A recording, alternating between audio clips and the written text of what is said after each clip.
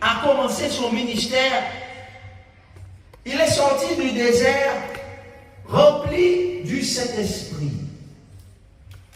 La parole de Dieu nous dit que, revêtu de la puissance de l'Esprit, Jésus retourna en Galilée et sa réputation se répandit dans tout le pays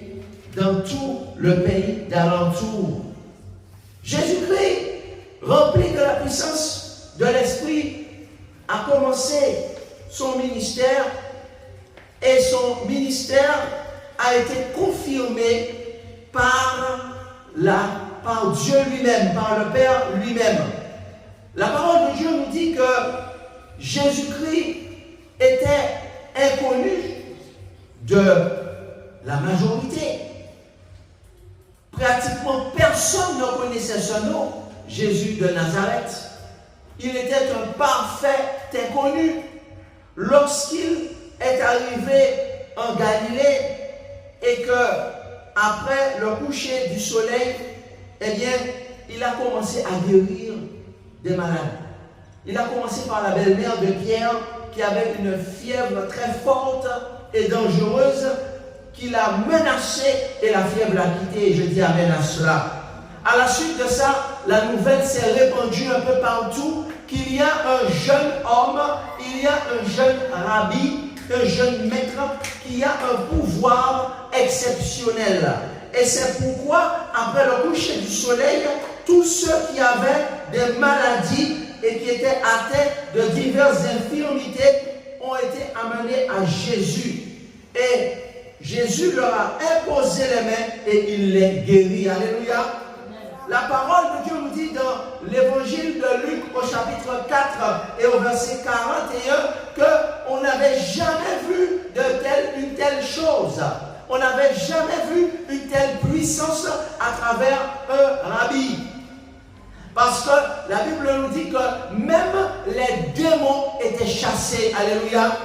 La parole de Dieu nous dit que des démons aussi sortirent de beaucoup de personnes en criant et en avouant l'identité de cet homme inconnu. Cet homme était inconnu des hommes, mais il était connu des esprits. Le monde spirituel, le monde matériel ne le connaissait pas. Le monde politique ne le connaissait pas.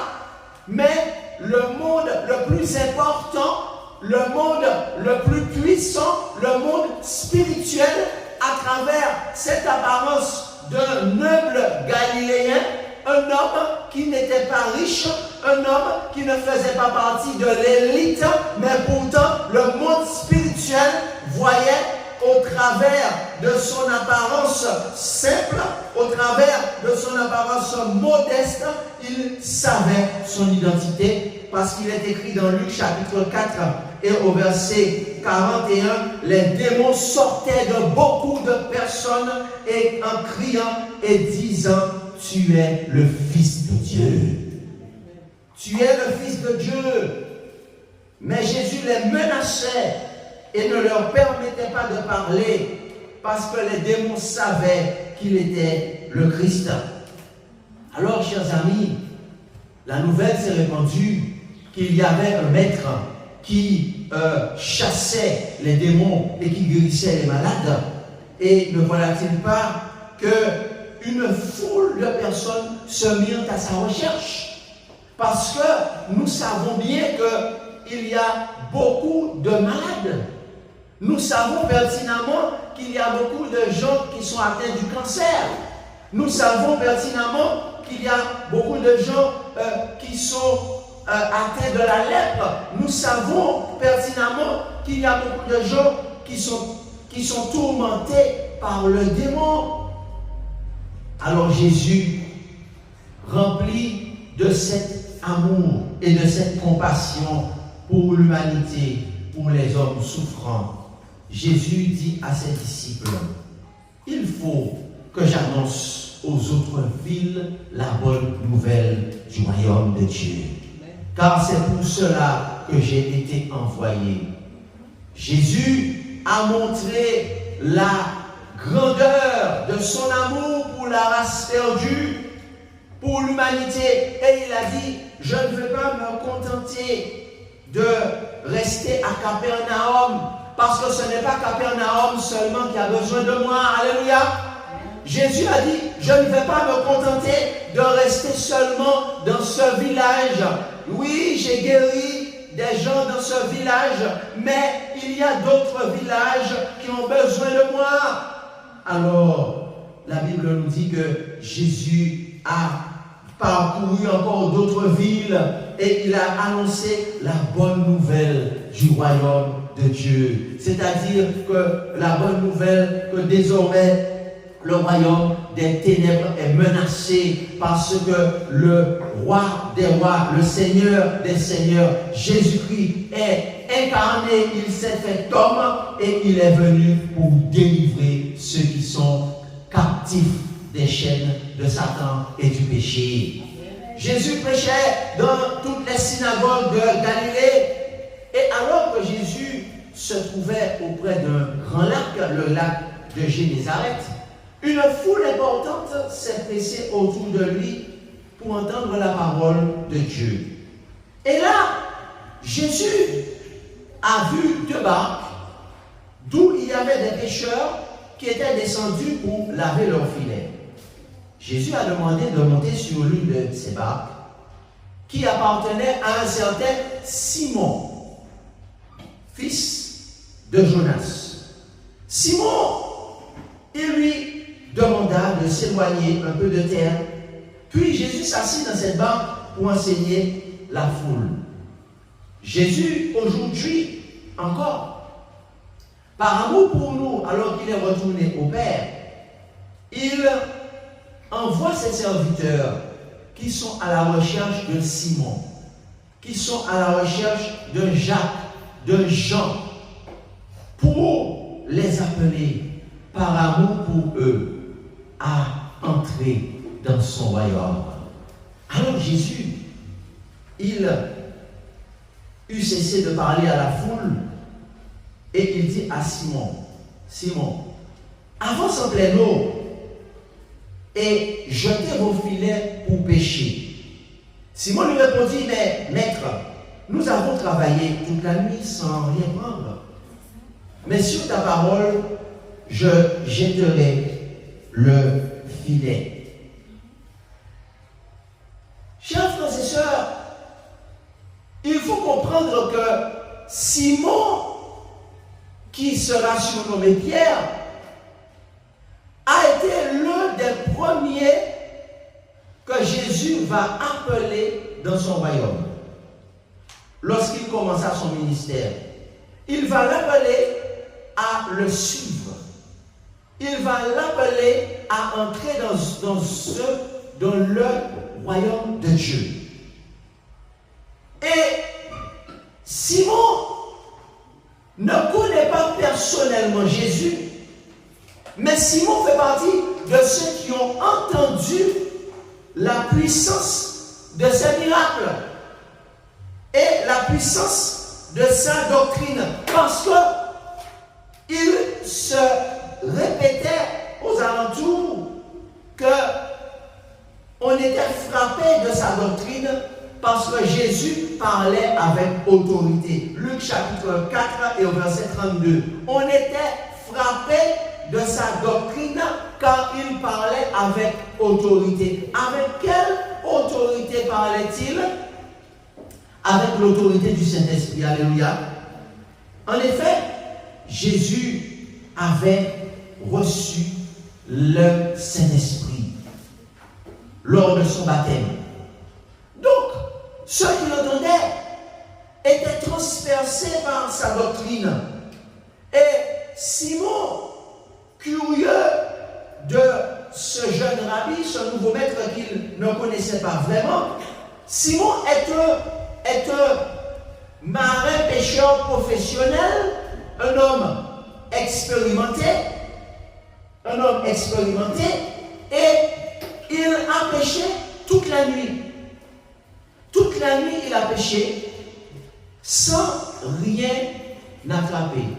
Il avait besoin de nourrir sa famille, il avait besoin de vivre, il vivait de la pêche.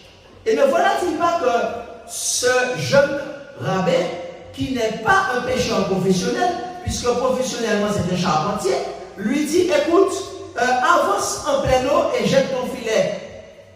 Chers amis, la réaction que l'on pourrait attendre d'un pêcheur professionnel, d'un professionnel de la pêche, écoute, toi, ton domaine, c'est la charpente. Ton domaine, c'est le bois. Moi, mon domaine, c'est la pêche. Je pêche depuis ma plus tendre enfance. Et il n'y a pas de poisson en ce moment. Le poisson s'est déplacé parce que nous avons pêché toute la nuit, mais nous n'avons rien pris. La question qui se pose est celle-ci. Pourquoi est-ce que Simon va-t-il obéir à cet inconnu entre guillemets et va effectivement dire, sur ta parole, je jetterai mon filet. Nous n'avons rien pris pendant toute la nuit, mais sur ta parole, je jetterai mon filet. Pourquoi Simon a-t-il obéi à cette injonction? On peut dire à ce conseil, ce n'était pas un ordre, puisqu'il n'y avait pas encore de relation véritablement entre ces deux hommes. La réponse est celle-ci.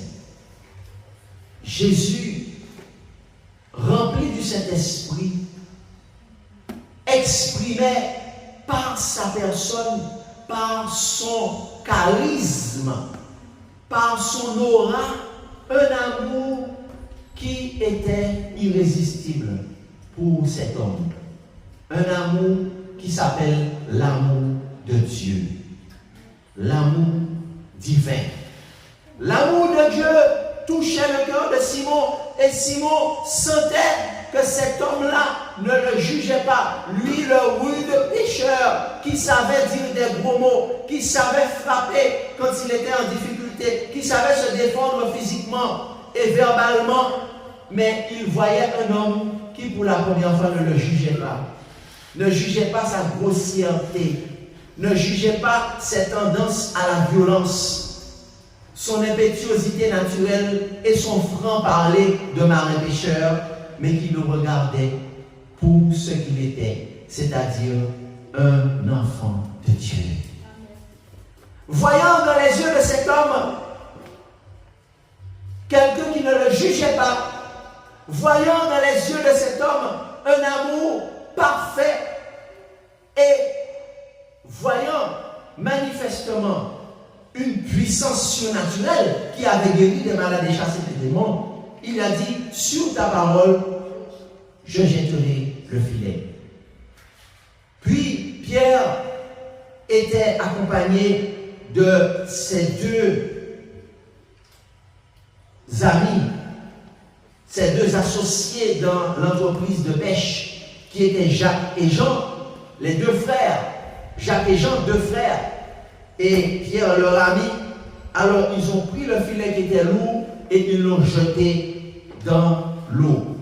L'ayant jeté, ils ont commencé à voir que le filet s'alourdissait étrangement et ils se sont dit, mais que se passe-t-il? Alors ils se sont dit, bon, peut-être que c'est une impression, peut-être que c'est le courant, puisqu'il y a du courant dans la zone. Alors nous allons tester pour voir si le courant est fort. Et sans vraiment la foi, sans vraiment la croyance, mais avec simplement une curiosité purement naturelle, ils ont commencé à essayer de tout tirer le filet et ils se rendent compte qu'ils ont du mal à soulever le filet. Et ce n'est pas le courant, parce qu'ils se rendent bien compte que le filet est en train d'être rempli de poissons jusqu'à ce qu'ils voient le poisson déborder. Ils voient des poissons qui sortent au-dessus de l'eau, des poissons qui sortent au-dessus de l'eau et ils voient qu'ils ont du mal à faire monter le filet. Ils sont obligés, chers amis, d'aller faire signe aux autres compagnons qui sont sur la rive. Hey, au secours, venez nous aider parce que le filet est tellement lourd que nous trois, nous ne pouvons pas le soulever. Pierre, Jacques et Jean, 3 hommes jeunes et forts n'ont pas assez de force pour soulever ce filet parce qu'il est rempli à craquer de poissons. Et c'est alors que les autres sur la rive se rendent compte de ce miracle et qu'ils vont, rapidement, ils vont monter dans leur barque et plusieurs barques vont arriver sur place. Ils vont monter dans la barque de Pierre, Jacques et Jean et ils vont aider à soulever un filet rempli de plusieurs tonnes de poissons, à toute espèce de beaux poissons que vous aimez et que vous connaissez.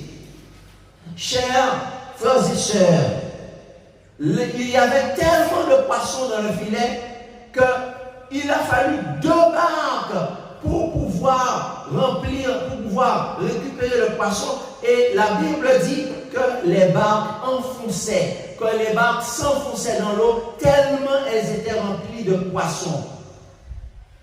Lorsque Pierre a vu cela, Simon-Pierre est tombé à genoux devant Jésus. Il a dit, Seigneur, retire-toi de moi, parce que je suis un homme pécheur.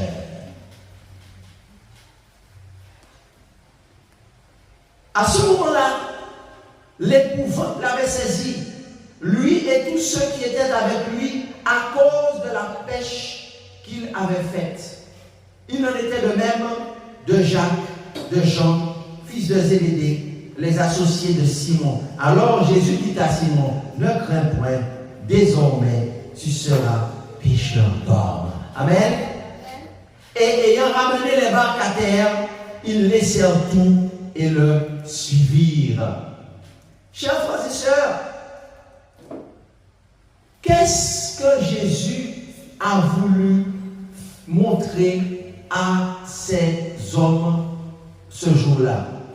Jésus a voulu leur faire comprendre qu'il était bien un rabbi, c'est-à-dire en français un maître, mais qu'il n'est pas n'importe quel maître, qu'il était le maître, le article défini. Alléluia. Parce qu'il y a un seul maître, et tous les autres ne sont que des sous-maîtres. Mais le seul professeur par excellence qui existe vraiment, c'est le Seigneur Jésus-Christ. En réalité, Jésus a voulu leur montrer plusieurs choses. Nous avons dit récemment que si nous voulons que notre vie puisse avoir du succès, il n'y a pas plusieurs chemins. Il n'y a en effet qu'un seul chemin qui nous garantit le succès dans notre vie. Quel est ce chemin? Jésus a déclaré un jour à ses disciples, cherchez premièrement le règne ou le royaume de Dieu et le succès viendra. Toute autre chose vous sera donnée par-dessus. Donc nous avons vu récemment qu'il est impossible de réussir dans cette vie si nous n'avons pas compris et accepté que nous devons avoir un roi qui est le Seigneur et Sauveur Jésus-Christ, accompagné de son Père qui est roi également, et accompagné du Saint-Esprit qui est roi. Donc que nous devons avoir les 3 rois, Dieu le Père, le Fils et le Saint-Esprit, à la base de notre vie. C'est ce que nous avons vu récemment. Parce qu'en réalité, chacun d'entre nous, le Seigneur nous lance un appel. Il nous dit que, eh bien, la bonne nouvelle du royaume, Jésus, c'est ce qu'il prêchait. Il n'y a pas un autre évangile que Jésus prêchait. Jésus prêchait l'évangile. L'évangile signifie évangélion en grec, qui signifie la bonne nouvelle. Mais quelle bonne nouvelle? Ce n'est pas toutes les bonnes nouvelles que Jésus prêchait. Il y a d'autres bonnes nouvelles, n'est-ce pas? Il y a beaucoup de bonnes nouvelles. Mais Jésus, lui, il prêchait une bonne nouvelle, ou encore article défini, la bonne nouvelle, c'est-à-dire la bonne nouvelle du royaume. Parce qu'en réalité, le royaume de Dieu qui dirige l'univers, il avait été abandonné par Adam et Ève, par le péché, et c'est Satan qui était devenu le prince de ce monde. Et l'homme et la femme sont devenus esclaves du péché et esclaves de Satan. Mais la bonne nouvelle, c'est que Jésus, il est venu sur terre, il a grandi et il est devenu le roi. Il était déjà le roi des rois, mais il a offert la possibilité à la race humaine de s'affranchir de l'esclavage, du péché et de l'accepter pour être son roi, parce que Jésus nous donne la liberté. Amen. Et nous, qui sommes d'origine africaine, nous sommes particulièrement sensibles. Peut-être que c'est pour cela que l'une des raisons pour lesquelles nous sommes particulièrement sensibles à l'évangile, parce que nos ancêtres qui sont sortis d'Afrique, nos ancêtres qui viennent d'Afrique ont été réduits en esclavage. Aux Antilles, au Brésil, à Saint-Domingue, ont été réduits en esclavage et bientôt nous allons avoir la commémoration de l'abolition de l'esclavage. Mais Jésus est venu et il a dit que celui qui m'accepte, quiconque a le Fils, quiconque accepte le Fils, eh bien, il sera libéré, il sera affranchi. Le mot affranchi, nous connaissons ce mot. Donc, ce qui signifie que Jésus-Christ, quand il est venu, il s'adresse à cet homme, il lui démontre une chose, il lui dit, je ne suis pas un rabbi comme les autres, je suis le maître, je suis celui qui est venu t'affranchir du péché. Et à ce moment-là, Pierre a une révélation de qui est en face de lui. Il comprend que cet homme-là ne peut être que le Messie. Il n'y a pas d'autre possibilité. Sous son apparence simple, sous son apparence modeste, se cache en réalité le plus grand d'entre nous, c'est-à-dire le Messie en chair et en os. Et Jésus et Pierre se met à genoux devant lui et il dit Seigneur, Seigneur. Et les autres aussi disent Seigneur. Qu'est-ce que ça veut dire Seigneur?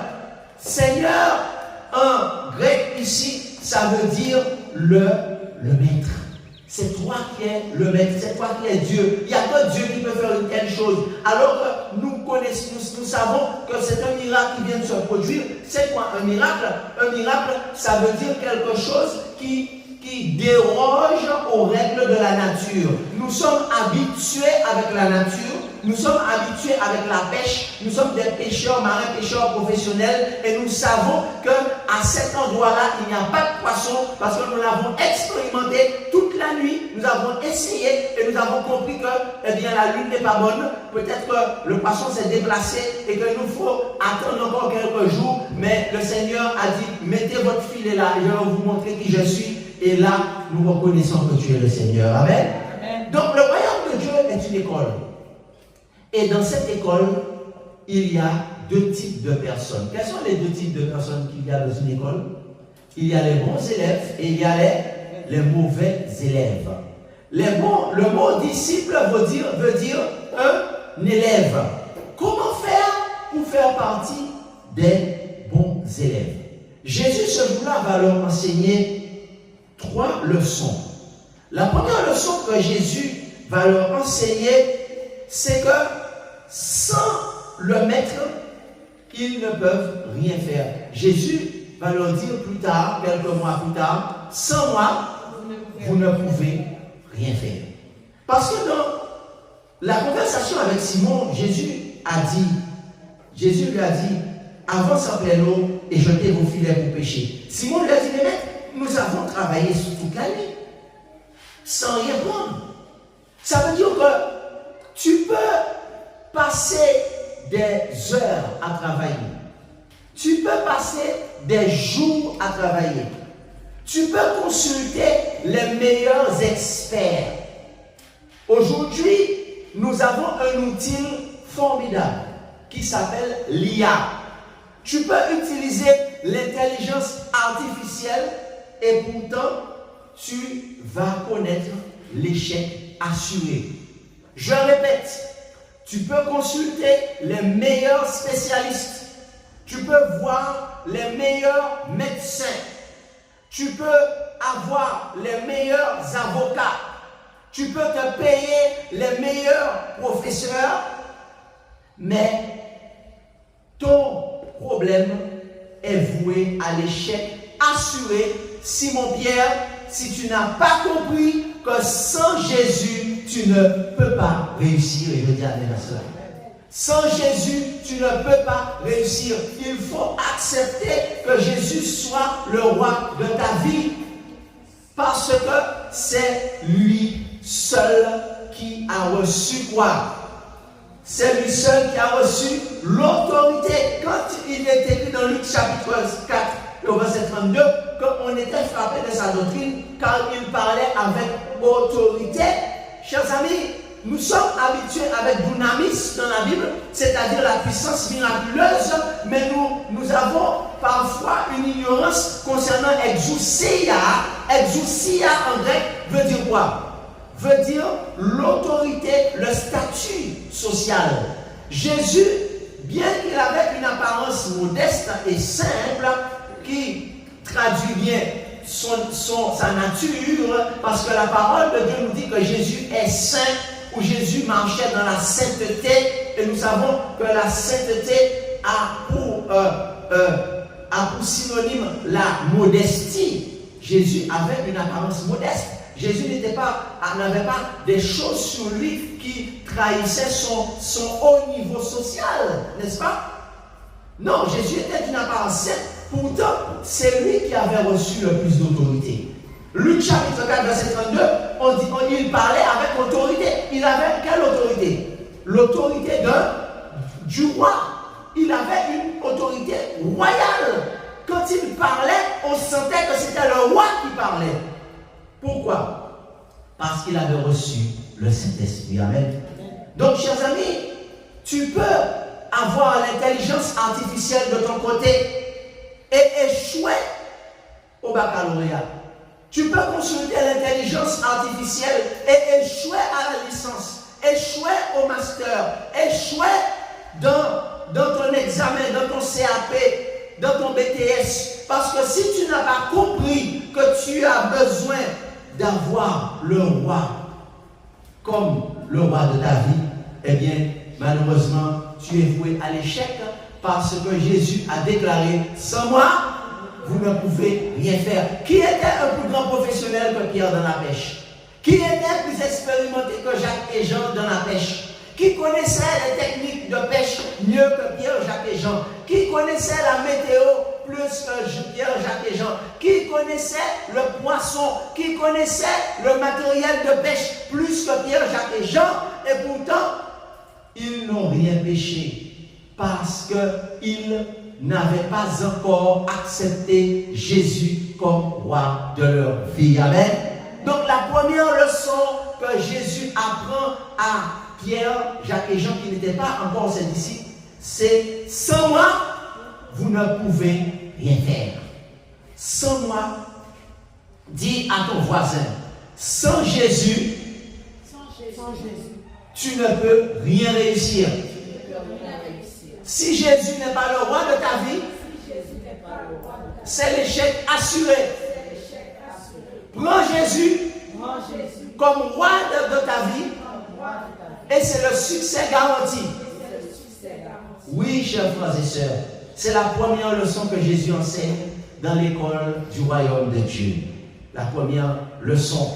Cette première leçon est accompagnée également, on peut dire la première leçon bis, parce que la première leçon que Jésus leur a appris, en fait, c'est que, eh bien, son apparence était une apparence de sainteté. Parce que la parole de Dieu nous dit que la bonne nouvelle du royaume est toujours accompagnée de la bonne nouvelle de la sainteté. Dans 1 Thessaloniciens chapitre 4 et le verset 3, il nous dit ce que c'est que l'évangile ou la bonne nouvelle. Il nous dit que ce que Dieu veut, c'est votre sanctification. La parole de Dieu dit que la volonté suprême de Dieu, c'est votre sanctification. En réalité, cette sanctification dont parlaient les apôtres, et notamment Paul, qui nous parle de la modestie. La modestie dans le vêtement, la modestie dans la parure, la modestie dans l'apparence. Et Jésus était tellement modeste dans son apparence que les gens n'ont pas tout de suite compris qu'il était un roi, qu'il était le roi. Donc cette première leçon, c'est que mon apparence modeste, en réalité, est due au fait que je suis dans la sanctification, dit Jésus. Alors, première leçon, je suis le Saint de Dieu, Jésus. Jésus est le roi des rois et que sans Jésus, nous ne pouvons rien réussir. Sans Jésus, tu ne peux pas choisir un conjoint. Sans Jésus, tu ne peux pas trouver qui est ta femme. Tu vas sur les sites de rencontres et tu utilises l'intelligence artificielle, ou on utilise l'intelligence artificielle, ou on utilise les applications. Tu vas sur les sites de rencontres, tu vas dans les réunions avec les jeunes, tu vas dans les rallyes, dans les colloques, pensant trouver l'âme sœur. Sans Jésus, tu ne peux pas trouver ton conjoint. Sans Jésus, tu ne vas pas trouver ton mari. Sans Jésus, tu ne vas pas trouver ton épouse, parce que c'est Jésus seul qui connaît les projets qu'il a formés pour toi, dit l'Éternel. Projet de paix et non de malheur. Première leçon que les disciples ont appris, vous êtes des professionnels, mais vous n'avez pas le professionnel avec vous. Le vrai professionnel, c'est Jésus. Amen. Quelle est la deuxième leçon qu'ils ont dû apprendre? La deuxième leçon qu'ils ont apprise ce jour-là, c'est que Jésus les aimait plus que tout. Parce que Jésus était conscient qu'ils avaient besoin de nourrir leur famille. Jésus était conscient qu'ils avaient besoin, ils n'avaient pas péché quoi que ce soit, et qu'il fallait nourrir leurs enfants, il fallait nourrir leurs épouses, il fallait qu'ils vendent du poisson pour pouvoir s'en sortir. Alors ils ont compris ce jour-là que Jésus avait un amour profond pour eux et que Jésus avait la capacité, c'est-à-dire dunamis, Jésus avait la capacité de les nourrir. Alléluia, parce que Jésus a fait un miracle au point qu'ils ont eu du poisson à manger et de l'argent pour plusieurs semaines.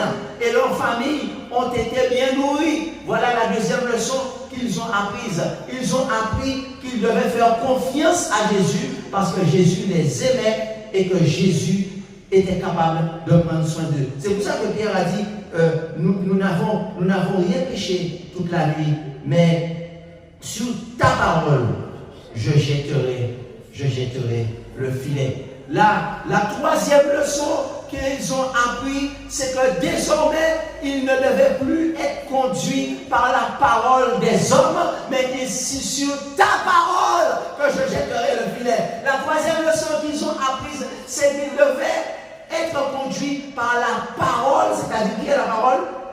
C'est Jésus. La troisième leçon que les disciples, les futurs, parce qu'ils n'étaient pas encore disciples à ce moment-là, les futurs amis de Jésus ont appris, c'est que désormais, ils ne devaient plus être conduits par leur professionnalisme. Ce n'étaient pas des professionnels de la pêche. Ils ne devaient plus être conduits par leur propre expérience. Ils ne devaient plus être conduits par leur logique. Est-ce que c'était logique de mettre le filet là où ils n'avaient pas eu du poisson pendant toute la nuit? Est-ce que c'était logique? Chers amis, lorsque nous sommes avec Jésus, Jésus parfois va tester notre foi, comme tous les professeurs testent leurs élèves. Le mot disciple veut dire élève. Les professeurs testent les élèves. Les professeurs donnent des évaluations. Les professeurs donnent des contrôles. Les professeurs donnent des examens. Et Jésus donne un examen à ses disciples. Jésus leur dit, jetez vos filets là où vous n'avez rien péché pendant 6 heures de temps. Jetez vos filets là où vous n'avez rien pris pendant 6 heures de temps. Et en réalité, la logique aurait été, mais non, mais ce n'est pas logique ce que tu nous demandes de faire. Ce n'est pas logique, nous n'avons rien pris là. Il n'y a pas de poisson là. Tout le monde sait que le poisson, la période n'est pas bonne pour le poisson. On a essayé parce qu'on a besoin de vivre, mais on sait que ce n'est pas la bonne période pour le poisson. Ce n'est pas la bonne lune pour le poisson. Mais non, ils n'ont pas laissé leur logique les conduire. Ils ont compris qu'ils devaient être conduits par la parole de Jésus. Il a dit, sur ta parole, on n'a rien pris pendant toute la nuit, mais sur ta parole, je jetterai le filet. La troisième leçon, c'est qu'on doit être conduit par la parole, c'est-à-dire par Jésus. Amen. Maintenant, vous allez me dire, mais serviteur de Dieu, pasteur, mais Jésus n'est plus sur terre. Comment puis-je être conduit par la parole de Jésus? Et vous avez raison. Eh bien, Jésus n'est plus sur terre, mais Jésus nous a laissé des écrits. Jésus nous a laissé sa parole dans la Sainte Bible. Maintenant, je suis d'accord avec vous qu'il y a des sujets qui ne sont pas abordés dans la Sainte Bible. C'est pourquoi Jésus nous a laissé aussi le Saint-Esprit. Et si nous voulons réussir, si nous avons accepté que Jésus soit le roi de notre vie, eh bien, il nous a dit, je vous enverrai le consolateur, l'Esprit de vérité, et il vous conduira dans toute la vérité. Amen. Donc, la quatrième leçon qu'ils ont apprise, c'est qu'ils doivent être conduits par le représentant de Christ, qui est le Saint-Esprit, qui va les conduire dans toute la vérité. Je dis à cela. Parce qu'il est écrit dans Galates, chapitre 5, marchez selon l'Esprit. La quatrième leçon qu'ils ont appris, c'est qu'ils devaient marcher selon le Saint-Esprit. Aujourd'hui, Jésus n'est plus sur terre. Et si nous voulons réussir dans notre vie, nous devons marcher selon la parole de Jésus que nous donne le Saint-Esprit. Et enfin, quelle est la cinquième leçon qu'ils ont apprise ce jour-là? La parole de Dieu nous dit que Jacques et Jean, les associés de Simon, Jésus leur dit à ce moment-là, dans Luc chapitre 5 et le verset 10, vous avez peur, ne crains point. Désormais, Simon, tu seras pécheur d'hommes. La cinquième leçon qu'ils ont apprise, ils ont eu peur lorsqu'ils ont vu la puissance de Jésus. La Bible nous dit qu'ils ont été pris d'épouvante. Oh, l'homme a peur de beaucoup de choses. L'homme a peur de la pauvreté. L'homme a peur de perdre son statut social. Et aujourd'hui, ce qui empêche à beaucoup de gens d'obéir, de prendre Jésus comme leur roi, c'est la peur. Ils se disent, mais oui, je sais que Jésus m'aime.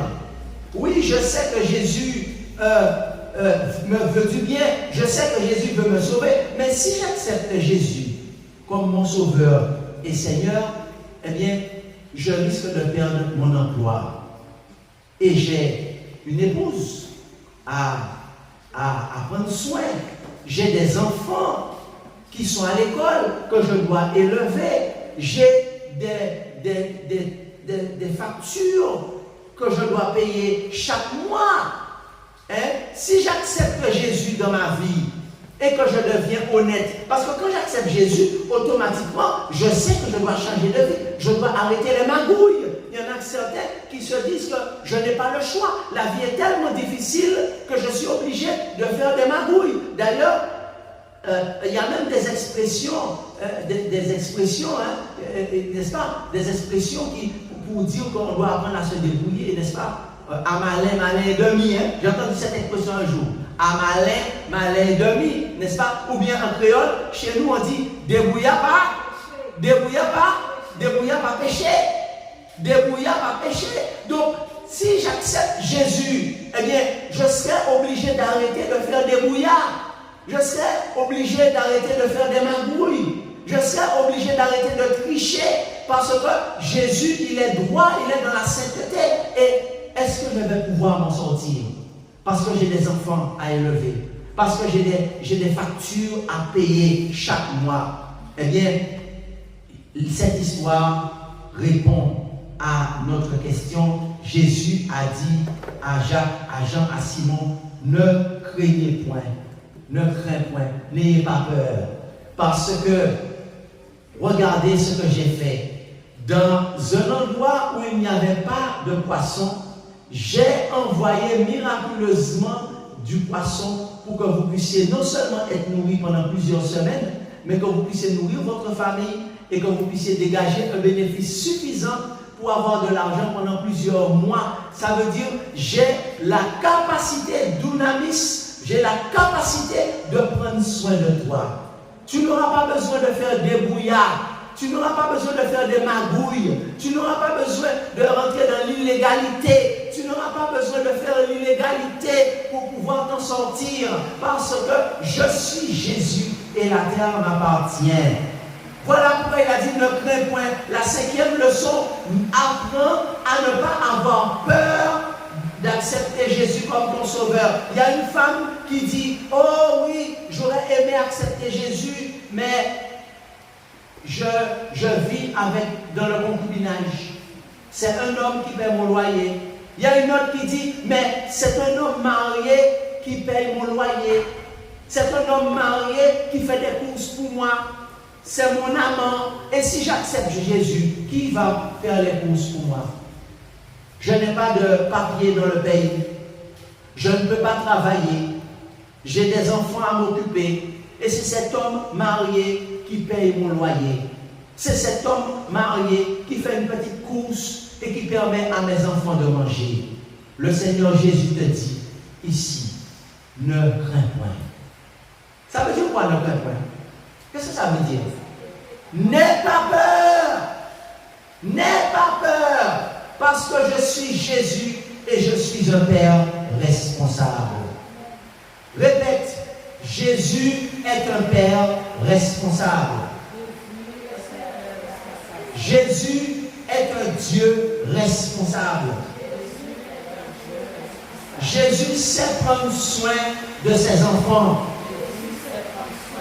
Chers frères et sœurs, ce jour-là, les disciples ont compris que Jésus était capable de s'occuper d'eux. Et la 6e leçon qu'ils ont apprise, Jésus a dit, ayant ramené leur barque à terre, ils ont tout laissé et ils ont suivi Jésus. La 6e leçon, Jésus les a appelés à être ses disciples.